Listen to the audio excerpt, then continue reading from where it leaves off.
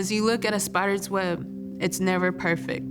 It's always different. Whatever grandmother's spider decides to do, she still goes with it. And of course, there's no big mistake when you're doing this. It just turns out how it turns out.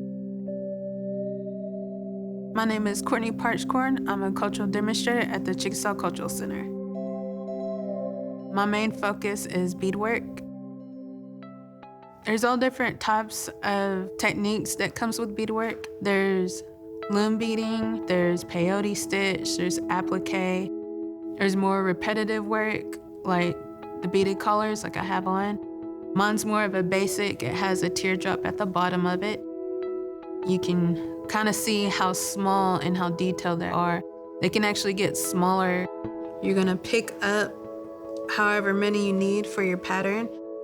Doing loom work is actually the easiest, and that's where you want to start if you want to get into beading. And once you get all your beads, you're just gonna push them up in between your thread on your loom. And then that's when you make sure that they're all on top of that thread and you run your needle through. Usually I like to look and see if my needle's over all this thread. That way, if you miss a bead, it'll stick out and it won't lay flat with the rest of them. Once you put your needle through there, it'll lock them in place. Me and my dad actually buy our own metal and we cut them out ourselves, and then that's when we'll shape it. And once we get done shaping that, we sew our leather onto that metal, and then we just sew the beads onto that leather. Some of the designs do have Chickasaw patterns. We do get them out of our research that we do. I was bothering my dad when I was a toddler, and so to keep me out of his hair more or less, he would just give me a piece of leather string, probably about this long, and then he would show me how to put those pony beads on there. And so that kind of just triggered me, and I would think of what colors to put in first, or if I wanted a pattern, and it just kind of kept me focused on that, and that way he could actually work and do his own beadwork. For me, it was more of a competition and to keep the tradition alive.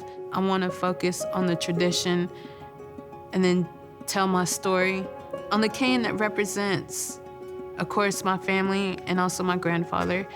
I actually made it for my grandfather. The white would represent, of course, for the elders, just to show that purity. And then the eagle is actually to represent the time he spent in the army. He served in the Korean War. I like to support other people that do beadwork just because I know how much time and effort they put into the beadwork. And really, that's just part of our community, is to uplift and help each other out.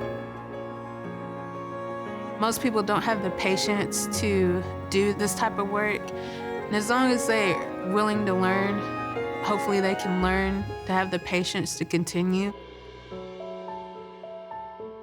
Doing this kind of work, it's more of a spiritual connection, because this is something that you're sharing that your ancestors did long ago. And of course, as the years go by, there'll be different techniques. Somebody will come up with something else, and then we all teach each other. As long as we're here, we can actually teach each other and just keep growing every year.